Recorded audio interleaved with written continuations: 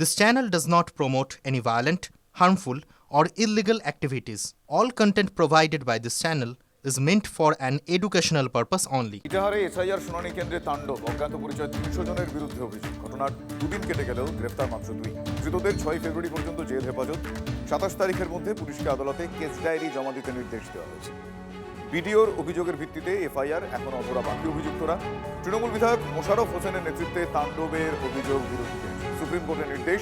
কমিশনের কড়া বার্তার পরেও কিভাবে প্রতিবাদের নামে এভাবে তাণ্ডব চলল, কি করছে পুলিশ প্রশাসন, প্রশ্ন বিরোধী হয়েছে। 22 তারিখ একটা ইটাহারে একটা হয়েছিল বিডিও অফিসে এসআইআর নিয়ে এসআইআর সংক্রান্ত নিয়ে একটা ঘটনা ঘটেছিল, যেখানে হচ্ছে বিডিও সাহেব হচ্ছে একটা এফআইআর করেছিলেন সাম আননোন পারসনের উপরে। তো সেই পরিপ্রেক্ষিতে আজকে এই দুজনকে অ্যারেস্ট করে নিয়ে আসা হয়েছে।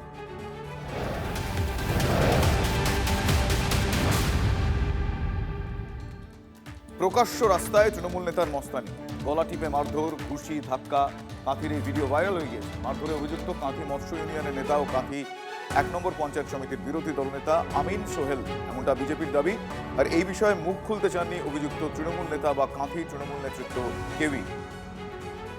প্রকাশ্য রাস্তায় তৃণমূল নেতার মস্তানি, গলা টিপে মারধর, ঘুষি, ধাক্কা। এই ভিডিওটা ভাইরাল হয়ে গিয়েছে, যে ভিডিওটা আপনারা এই মুহূর্তে দেখছেন। মারধরে অভিযুক্ত কাঁথি মৎস্য ইউনিয়নের নেতা এবং কাঁথি 1 নম্বর পঞ্চায়েত সমিতির বিরোধী দলনেতা আমিন সোহেল, এমনটা বিজেপি দাবি করছে। এ বিষয়ে যদিও মুখ খুলতে চাননি অভিযুক্ত তৃণমূল নেতা বা কাঁথি তৃণমূল নেতৃত্বের কেউই।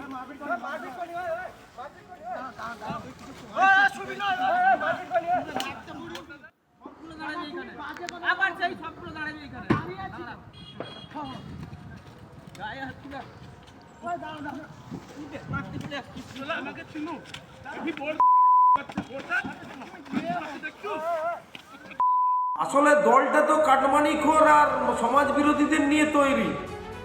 তৃণমূল দলের তো এটাই কালচার, রাস্তায় বেরিয়ে দাদাগিরি করা, মস্তানি করা, মুখের ভাষা।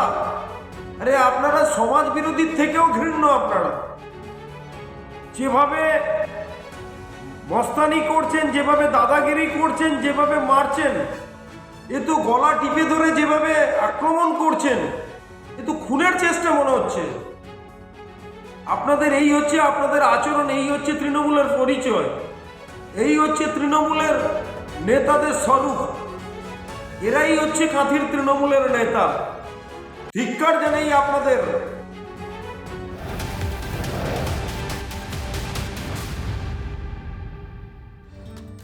আসানসোলে লোহা ব্যবসায়ীর রহস্য মৃত্যু। বাড়ির সামনে রাস্তার উপর লোহা ব্যবসায়ী রক্তাক্ত দেহ উদ্ধার হয়েছে। ঘটনাস্থল থেকে পিস্তল উদ্ধার হীরাপুর থানা। গুলি করে খুন করা হয়েছে অনুমান স্থানীয়।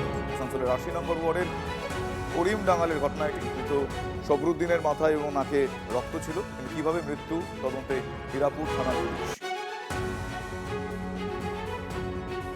जा रहे थे फजर का नमाज पढ़ने के लिए और शायद उनसे झड़प हुआ और आसपास के लोगों का कहना था कि एक गोली भी चली है।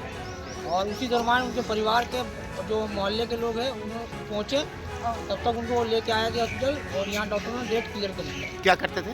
वो एक बिजनेसमैन है, उनका कारोबार है लोहा का, स्टील स्ट्रक्चर का। अच्छा, स्पॉट में शायद पिस्तौल भी मिला है। हाँ मिला है। तो लोगों पाड़ा का लोग हैं, उनको मालूम है, उनको जरिए मालूम चला कि मिला है। गिरा हुआ है, लेकिन हम लोग देखा नहीं कहाँ लगा, क्या हुआ। लेकिन वहाँ सामान भी गिरा, हम लोग देखा नहीं।